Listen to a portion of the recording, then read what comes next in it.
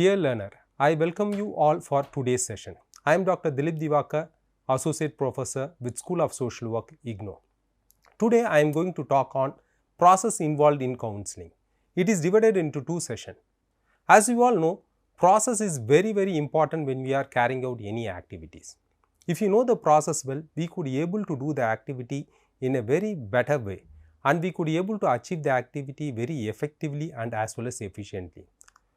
However, many people did not know about the process and they tend to do the activity, and they could not be able to achieve the set goals when they are conducting the activity without knowing the process properly.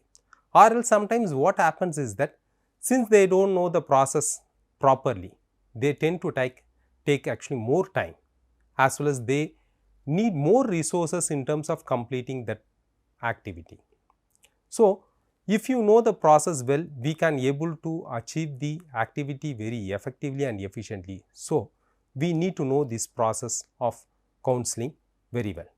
As we are seeing, this process is very important in any activity. Similarly, when it comes to the counseling also, there are certain process involved, and it is very crucial in terms of conducting the counseling process.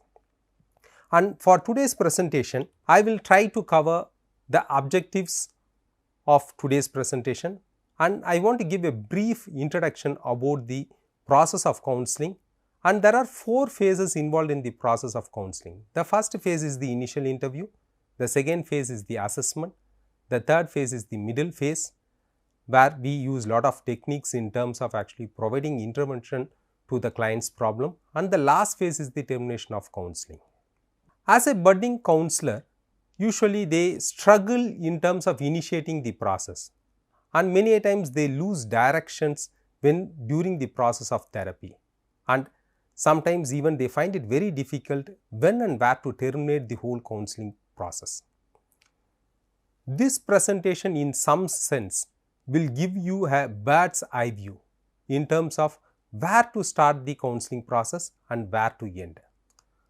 And this presentation, we will try to give a very in-depth understanding related to the initial phase, that is the initial interview and the assessment, and as well as we will give an in-depth understanding about the termination process. However, when it comes to the middle part, that is the technique which we apply or employ in terms of addressing the various problems encountered by the client, it needs a very detailed discussion which will be taken up in the following sessions. And for this presentation, we will try to learn the process involved in counseling and how a counselor can learn to structure the course of therapy, and how a counselor can locate his or her position and progress during the treatment process. As an introduction, if you see, the need for counseling is increasing in the present scenario. If you take any situation, whether it is family or in terms of education or in terms of the work or office environment, or in terms of the people, those who are having any disease, especially the stigmatized disease like HIV and other TB and other stigmatized disease, people wanted or should be oriented how to live a dignified life and how they can reduce the spread of disease or live a meaningful and a productive life when it comes to the stigmatized disease. Similarly, when we see in terms of the education setting, the children are under high pressure, especially the children those who are giving the public examinations, and they do not know how to handle the situation. They have to meet the expectations of the family, peers and the societal expectations. So, they are under high anxiety and stress when the examinations are approaching. So, they need counseling in terms of how to handle the situation and how to perform better in the examination. Similarly, when it comes to the family setting also, in the current scenario, the intra-family disputes are more. There is lot of miscommunication and misunderstanding between the husband and wife, and the parents and the children, and disputes between actually the siblings also. So, in some or the other way, they need an additional guidance and support in terms of taking away the misunderstanding that they have, or addressing the misunderstanding that they have, and to bring in some kind of a cordial relationship so that they can actually run the life in a very smooth and a meaningful manner. In the previous unit, we have discussed about the concepts and characteristics of counseling in the various settings and the possible characteristics of the client which they should possess when they are entering into the counseling process. And this unit, we will be majorly discussing the process involved in counseling. And as I mentioned in the beginning, there are 4 phases in the counseling process. The first one is the initial interview, the second one is the assessment, the third one is the middle phase, and the fourth one is the termination. As I specified in the beginning, we will be seeing in detail the initial interview, the assessment and termination, and we will be touching upon the middle phase, but since the middle phase involves lot of techniques needs to be used when we are addressing the problem of the client, it has to be dealt separately, and it will be dealt separately in the future sessions. When it comes to the first phase, that is the initial interview, it is very, very crucial, because in some sense actually the client is first coming and approaching the counselor. So, the intake process starts there. It is in some sort actually we can say it is the admission of the client. The importance of this initial interview is that the client's condition can be understood better and make an appropriate plan of intervention by the counselor. Similarly, it also helps the client to know the counselor better and get some kind of an assurance and reassurance in terms of how the whole process can be taken further. And it helps the counselor to explain the nature and the goals of the counseling session which they wanted to set. And some of the key processes which is involved in the initial interview is that the statement of the problem is clear, unambiguous terms.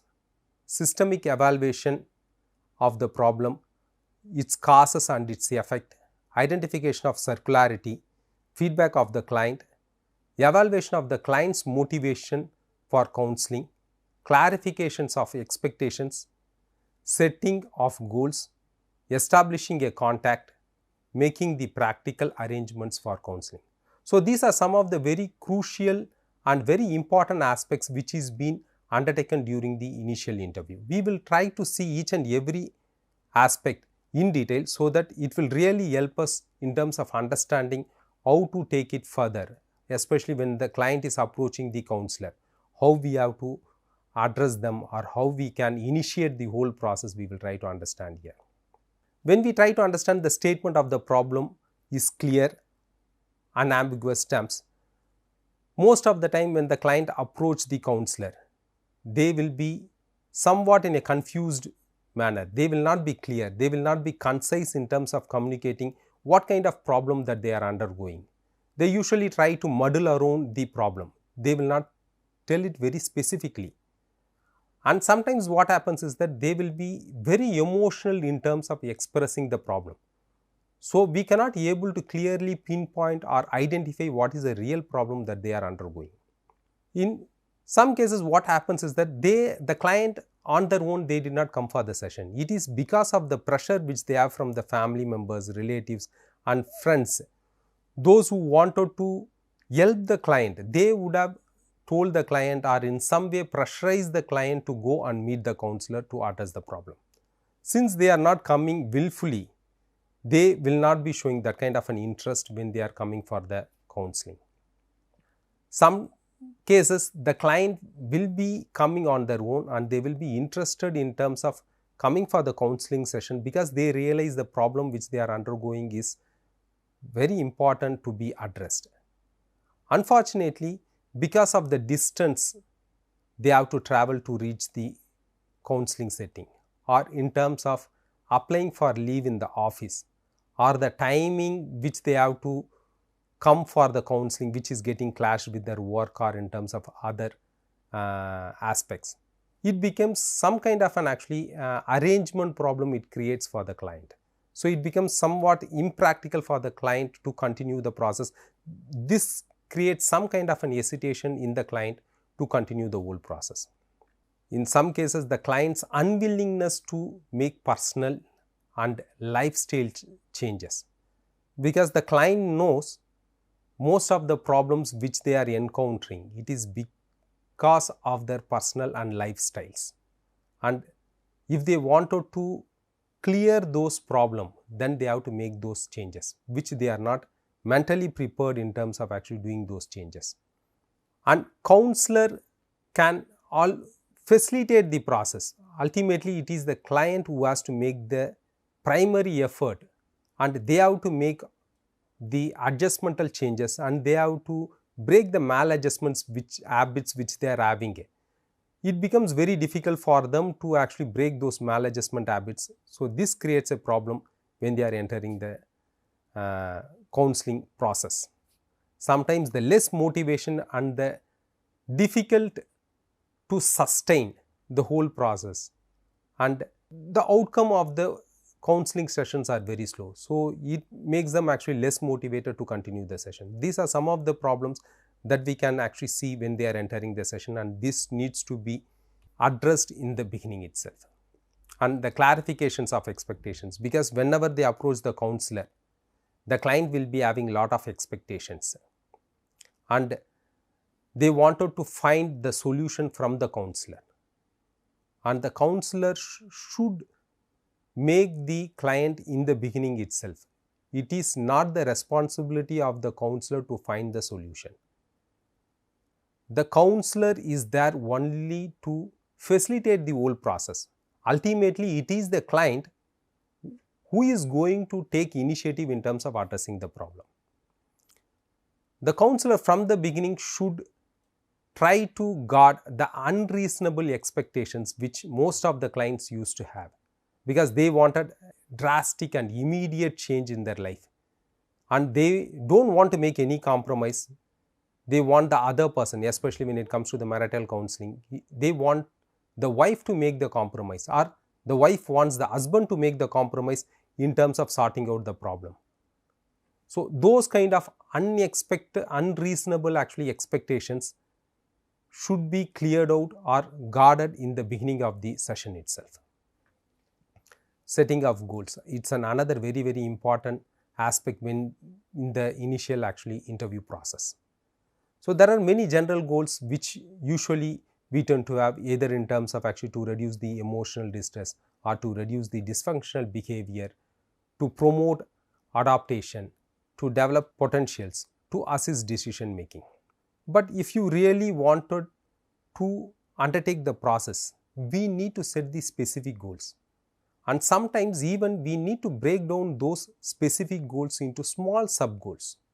So when we are having the specific goals and sub goals which is very clearly defined, very reasonable and very attainable, it somewhere motivates the client in terms of moving towards the direction in terms of addressing it, and it gives some kind of an actually reassurance when we able to achieve the small sub goals, and it gives a confidence for the client that we are moving in the right direction and we could be able to achieve the goals.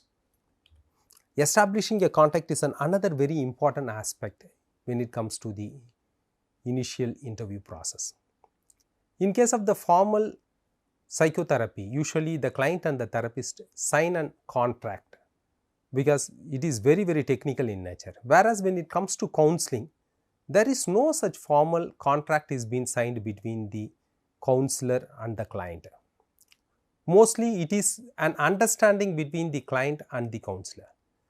Here usually the therapist, the counselor, will try to be as sincere as possible, and the client should be more cooperative as well.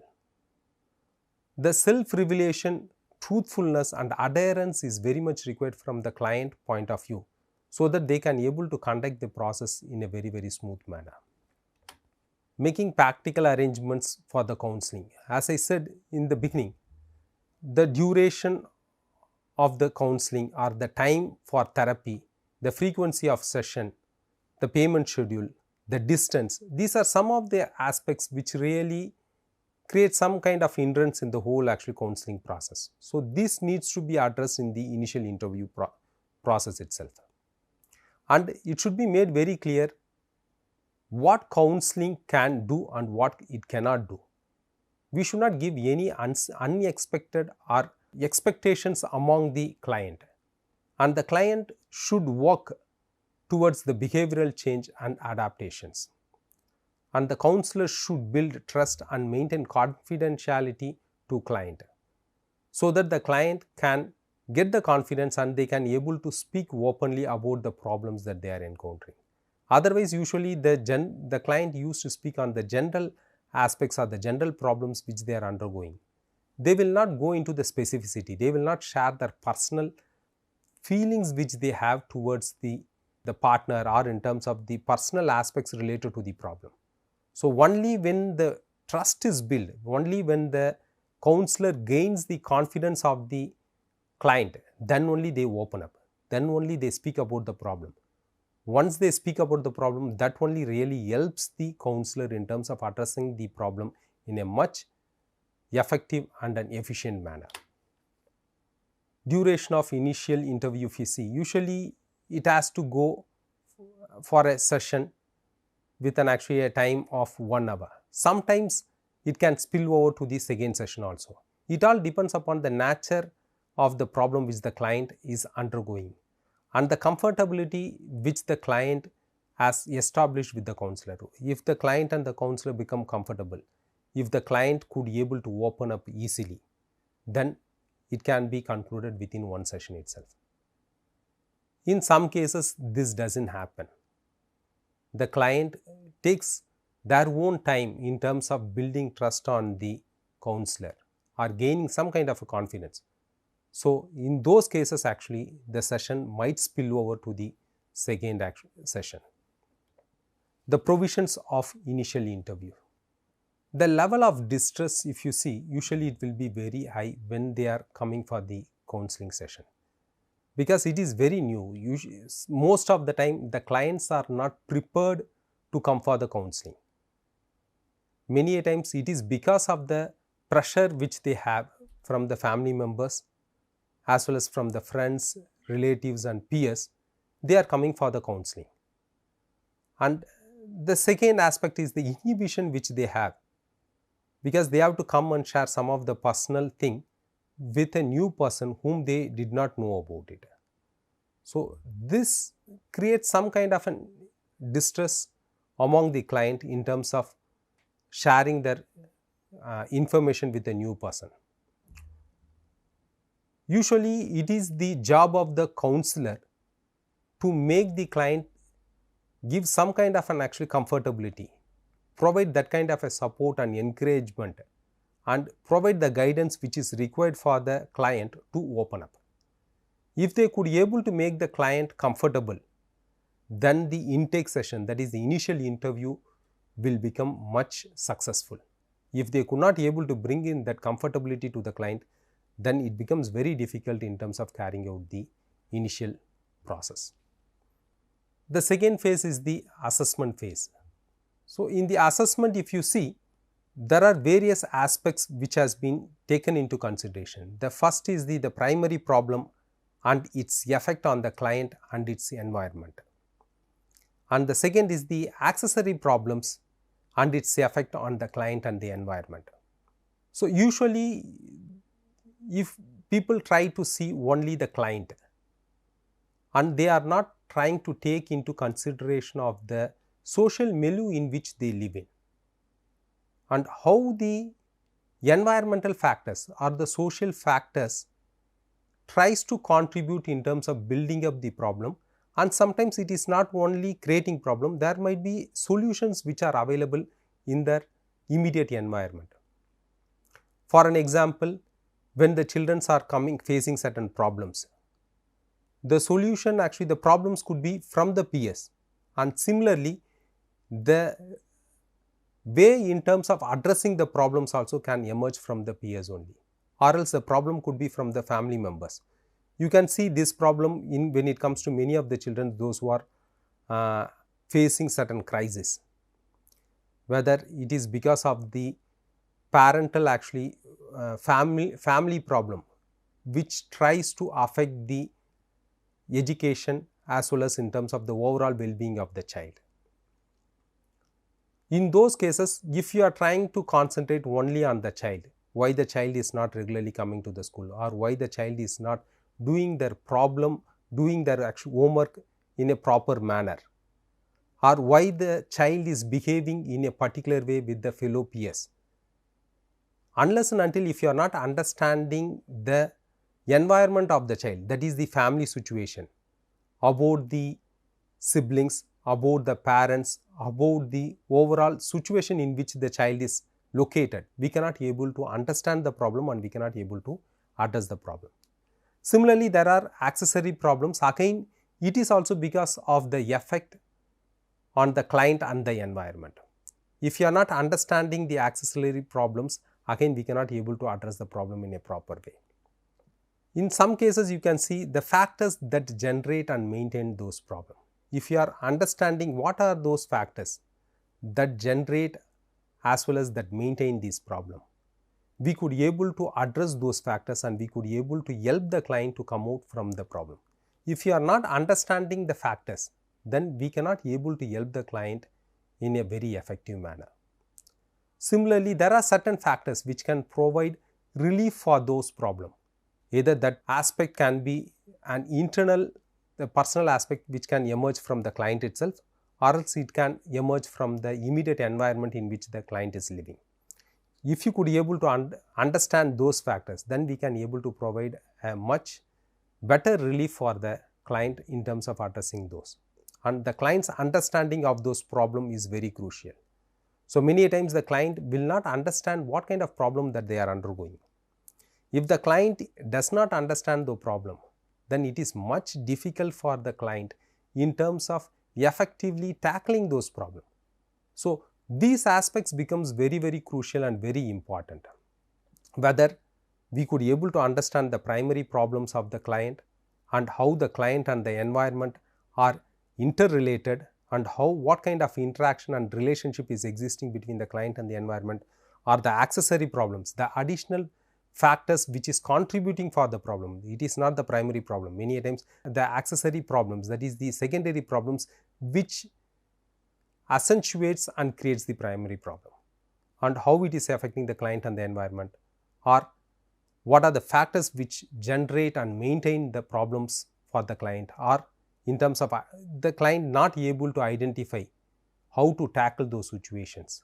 So this all aspects becomes crucial when it comes to the assessment. So if you could be able to assess these factors, the primary problem, accessory problems, and the factors related to generating this problem as well as relieving this problem, and the client's understanding towards the problem and the effort to tackle, then we could be able to provide a much better intervention for the client, and we could be able to address the problem in a very effective manner. And the information obtained actually about client's personality and life, this is another very crucial aspect which we need to keep in mind. The client's adjustment at home, at work, with friends and members of opposite sex, and with society in general. Many a times actually the client will be having interpersonal as well as the intrapersonal adjustmental issues. When it comes to interpersonal, the client cannot be able to adjust with himself or herself. When we talk about intrapersonal, the client's relationship with the others, either that could be with related to their home, that is the family members, whether that could be related with the wife or children, or in terms of parents, they cannot be able to have a smooth relationship with the family members. Some people, they will be able to manage the family well, but when they go to work, they have lot of problem when it comes to the intrapersonal relationship. They cannot be able to maintain a smooth relationship with their colleagues. Some people are having adjustmental problem with their friends,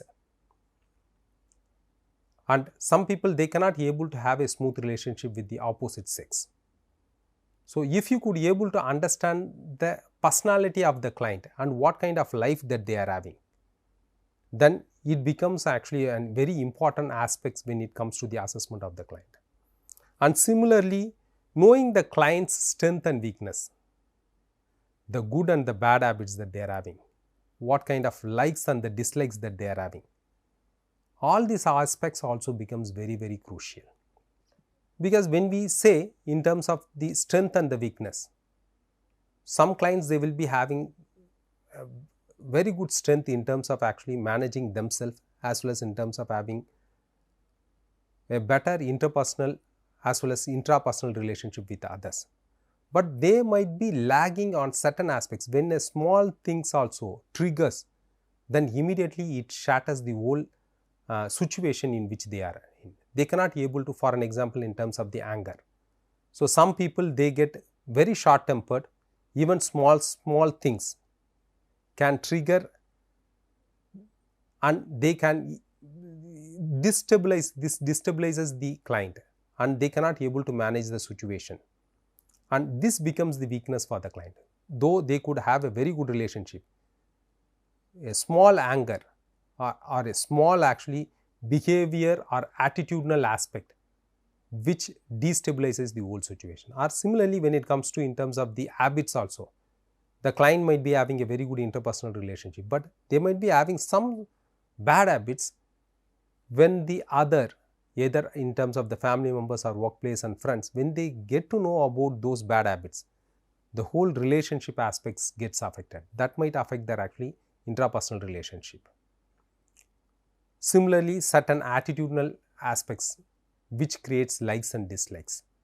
So, if the client could be able to understand those weaknesses, if they could be able to bring in some kind of a corrective measures when it comes to the bad habits or certain attitudinal changes, this becomes a very crucial aspects when it comes to assessment. And how the client spends his or her time or runs his or her life, that becomes actually another very crucial aspect when it comes to the assessment. Many a time the client fails to spend the required time with the family members, and that might create actually, that would have created the real problem, and they might be parallelly spending times unnecessarily on other aspects which is not really going to help in their personal or in their professional life.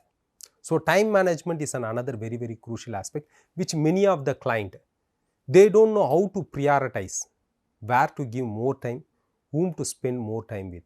If in the assessment part, if we could be able to understand and identify those adjustmental problems, the client's weaknesses and bad habits and the attitudinal issues, or in terms of the time management aspects, this becomes actually very important when we are trying to address the problems of the client. And sometimes to understand these situations, the counselor might be requested actually in terms of understanding the client's early childhood, emotional development, the education and other aspects, or the work record and the work related aspects, because some problem would have got triggered during the early childhood, and the effect of it is being continued, and it might have got reflected in terms of their youth or adult. So, unless and until if you are not understanding the client's childhood, we cannot be able to address the problem now. Similarly, when certain emotional development or certain emotional issues which would have developed actually during the early childhood or because of some other thing, and which is getting reflected. So, for this aspect, interacting with the family members, friends and workplace becomes very crucial. So, when we are doing the counseling, it is not only centric to the client, all the family members, friends and workplace are also involved. When we wanted to understand the issue in a comprehensive manner, then we need to interact with the family, friends and workplace also. And family information may be obtained through the psychological test, and usually the psychological tests are not done by the counselors, usually it is being done by the professional trained persons. So, when we have to do the psychological test, the counselor can take help of the professionally trained person in terms of doing it. So, with this I just want to close the first session, wherein we have learnt about the objectives and understood the brief introduction about the process involved in counseling, and then we try to understand the initial interview with the client as well as the assessment part. I hope this session would have helped you and gave you a brief idea about the process involved in counseling. Thank you.